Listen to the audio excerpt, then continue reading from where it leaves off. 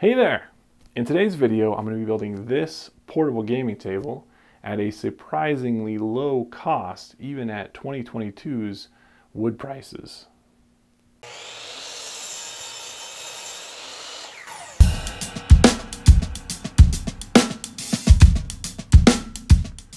So what makes this gaming table so cheap is that I built this out of cedar fence pickets, and these run at about $2.50 per picket. Now they are pretty rough material, so I used a planer to initially smooth them out and help get the lumber in better shape, although I did lose a few pickets along the way.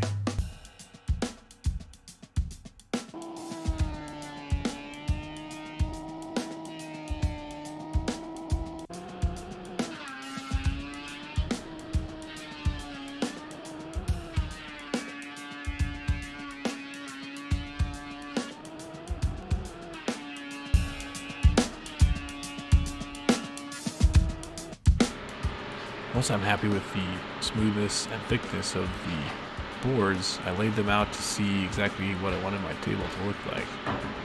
Pay attention to grain direction on the ends so that when you put these boards together, that they will come together correctly.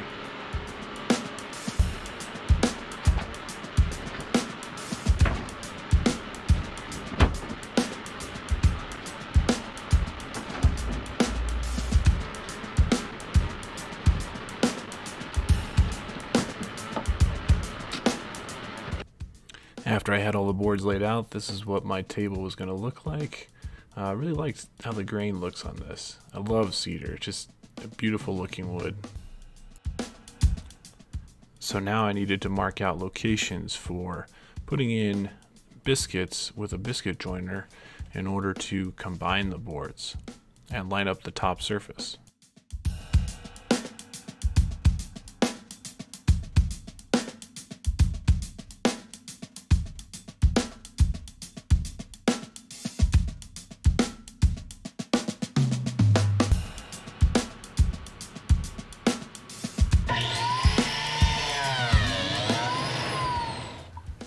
So the tool that I'm using here is called a biscuit joiner. This is a Wen biscuit joiner. This is the cheapest of the cheap, which led to some issues along the way. But a good biscuit joiner costs quite a bit of money, so I went with the cheap side on this one. And what a biscuit joiner does is it plunges, it has a little saw blade in there, and cuts a little slot for joining two boards together. And in those slots, you can fit these little things called biscuits in there, and it helps line up surfaces, which is perfect for doing tabletops, making sure that your surfaces are as close together as they possibly can be.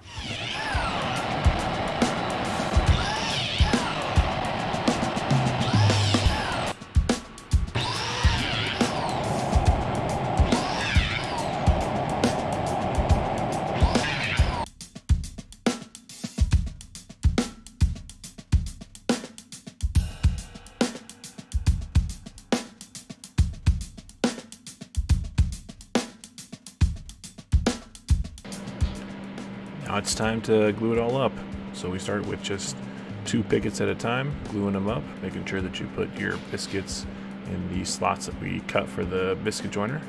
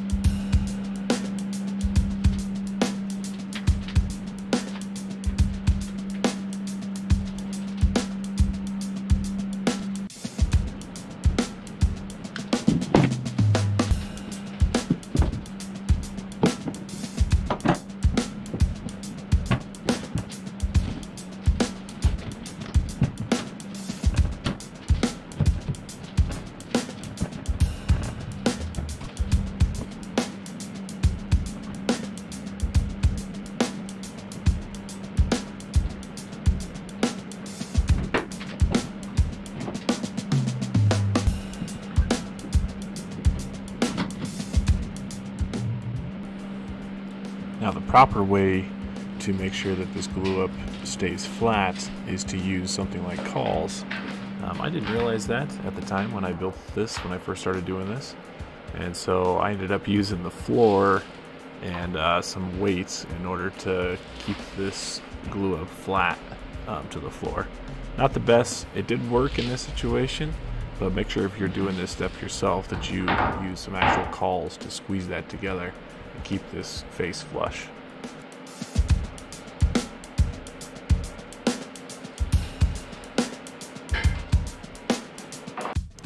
Now repeat the process multiple times so that we get a bunch of 2 board pieces that will eventually glue up into one full panel.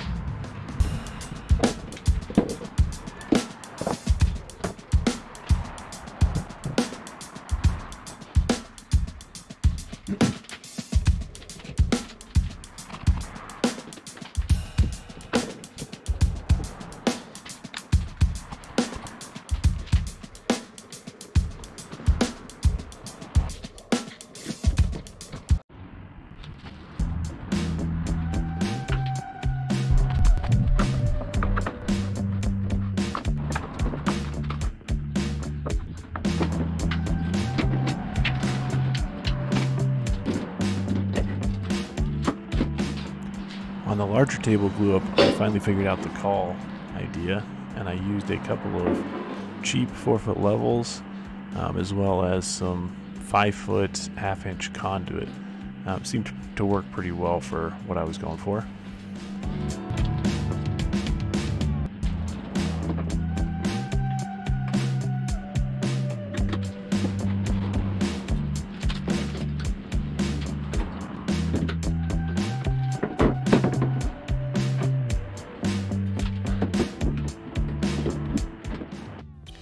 This is what it looks like once everything is clamped up and the cauls are in place. Honestly, I could have used twice as many clamps.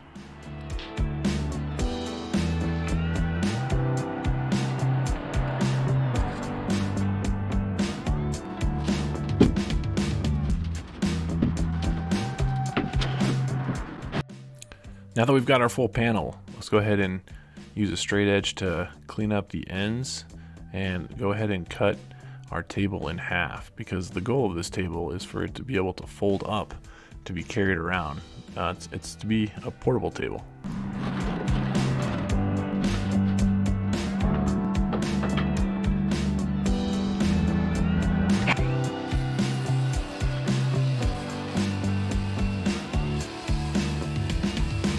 So the tool that you see me using here is this Kreg straight edge guide.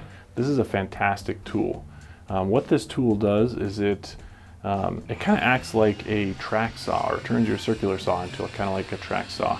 You make your marks on your board, and then it has these guides on it that will line up exactly with where your circular saw blade will be at. It self clamps onto the board, and then you run that circular saw and it will cut a perfectly straight line across where you made your marks at. Fantastic tool. I cannot recommend this enough.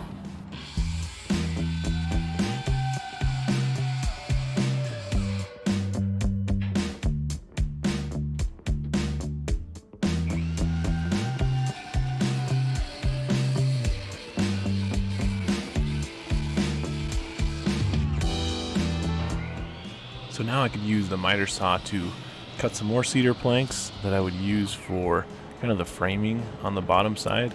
I wanted to give the table some thickness so that this could be hinged and be a little bit more stable when you're carrying this around.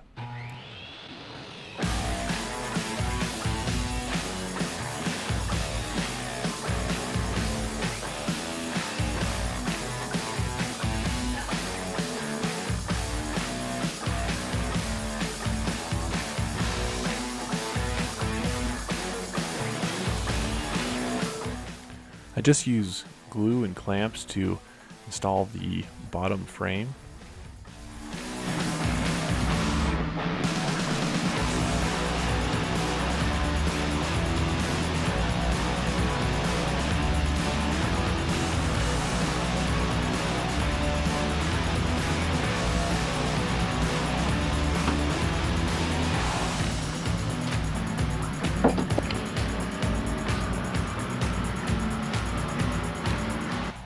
Now it's time for sanding. What I'm doing here is, this is called the pencil method, where you mark up the board with your pencil. That way that you evenly sand the entire surface. So I started with 60 grit, went all the way up to 220 grit, and that was good enough for this table. I probably could have gone up to 400, but the 220 worked for the table.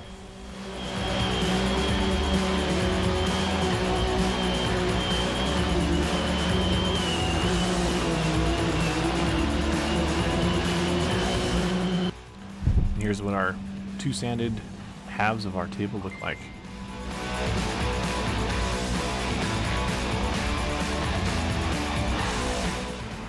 Next step is to go ahead and finish the top surface of the table. I went ahead and used a spray-on lacquer. First time using this. It's an interesting product. I don't know if I would use it again, but yeah, it went on pretty easily, as you can see here.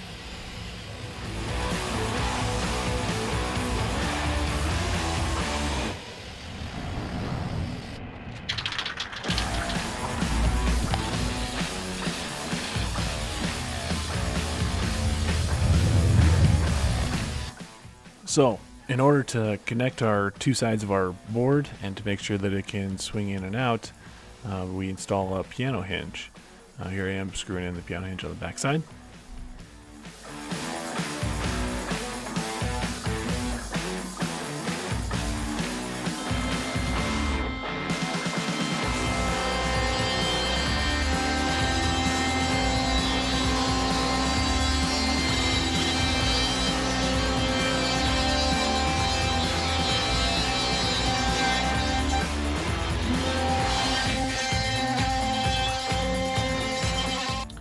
So what I'm installing here is what's called T-Track, and I have a little piece of it here, so hopefully you can kind of see.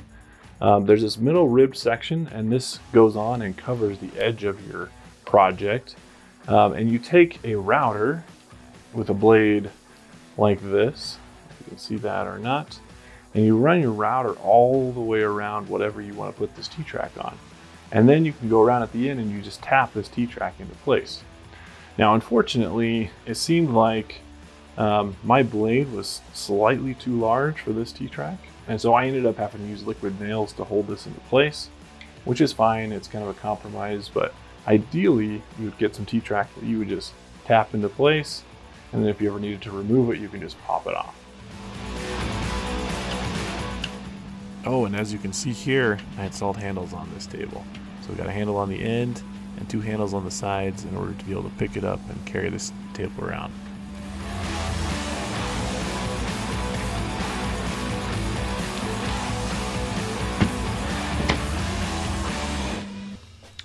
So I was really struggling with a way of keeping this table folded up. I have recently purchased a 3D printer, and I thought about it and I was like, hey, there's got to be a way I can use my 3D printer to make something work here. So I'll show you what I came up with. I ended up in Fusion 360 designing this guy. Took me 30 seconds honestly to model this thing. It's very basic, not complicated. It's got this two different sides. The space in here is perfectly aligned with the board fully folded up. And as you can see here, let's see if I can show you. Wow. What happens is you just slip this over the edge of the table, like such. It goes in here, and at that point in time, you can pick this thing up, and that folded portion is not coming off there at all. It's a perfect solution. I ended up printing two of them. You can see the other one on this side. Fantastic solution. With that, we're ready for the final reveal. Let's check out what this table looks like.